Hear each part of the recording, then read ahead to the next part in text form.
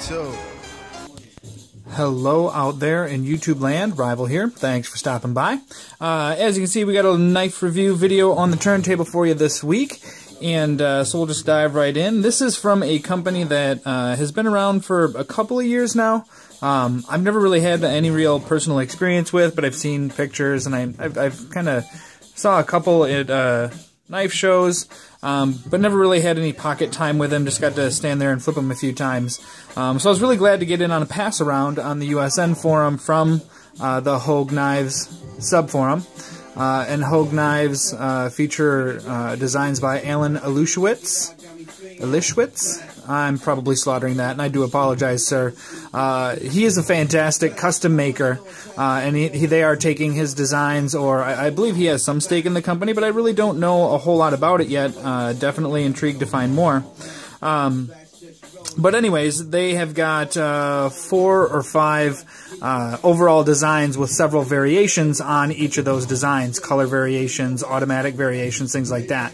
But they very much all feature button locks, which is pretty awesome. They all feature this type of G10, which is a specialized G10. There, I believe it's called G-Carta, which is just instead of completely flat static layers, they're a little more randomized, I guess you'd say. So it makes more unique patterns when you do contouring and things like that. Kind of cool stuff. And then several different blade variations. This one is the EX-04, and it features this wickedly awesome recurved, modified Wharncliffe sheep's foot style. Don't know exactly what you'd call it. Definitely a knife guy's knife. I really love this this blade style. Very, very good utilitarian style. I love the double grind here. It starts as a really high grind, and then they hollow grind. Well, they're both hollow, but this was a high-end hollow, and then they just deepened it out, which gives it a really cool effect overall. They do their coating in-house. I did get some of that detail from the forum itself. So it's not a DLC, it's a specialized coating, which is held up pretty good. This has been through about, I think I was like 10th on the list for the pass around. So this started off brand new, and guys have been playing with it, testing it for a week, sending it to the next guy, resharpening it, playing with it, testing it for a week. So this thing has definitely been put through its paces and is in overall good condition as a result. It does feature a button lock. It is just on washers, but it has fantastic action. With the button lock, open her up, button to close. As you can see, I mean, she very much closes under her own accord. There is a lock here to prevent the button from closing when you're working with it, just in the event, you know, your thumb does touch it. But, you know, realistically, I've used it for a week now. I'd never had that problem. The closest thing to that problem I had is pulling it out of my pocket. You sometimes reach in there and you grab right over the button. But it's got a raised relief right around the outside of it. Let's see if I can show you. And it is inset into that raised relief. So even if your thumb does go over it, it takes a deliberate press to get in there. And then once it's depressed, there's a detent on the blade itself to keep it closed when you're pulling it out of your pocket. So it's not really an issue. Just something to get used to when you're using the knife daily. It's a pretty big knife. A little bit more than 3.5 inches overall. Let me grab a comparison real quick. Sorry, guys.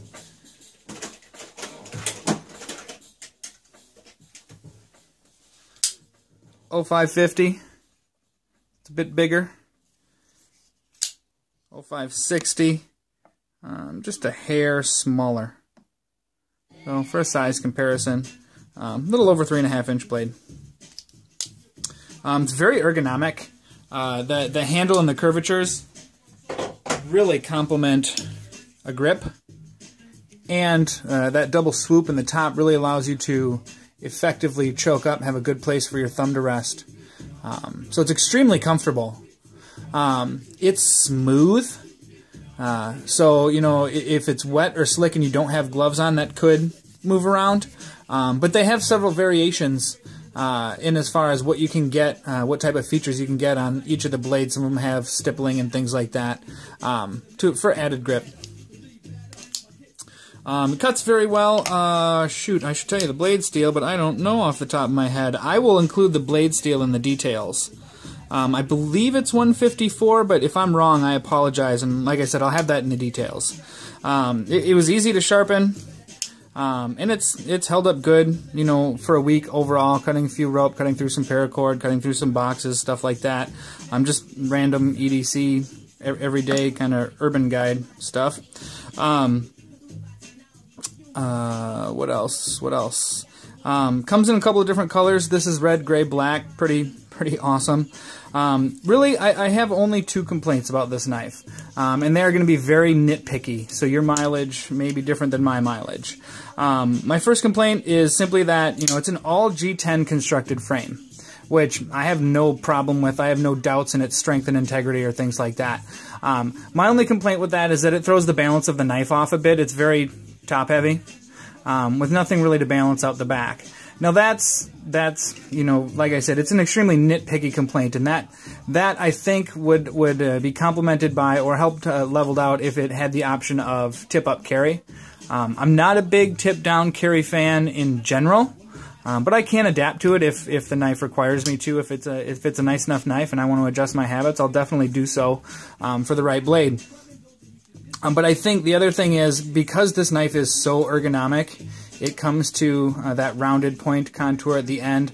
I think having a clip at the bottom to just kind of have your pinky on or wrap it around would complement that knife and make it more secure in the hand, as well as give it something for your hand to kind of hold on to and balance on to offset that front balance.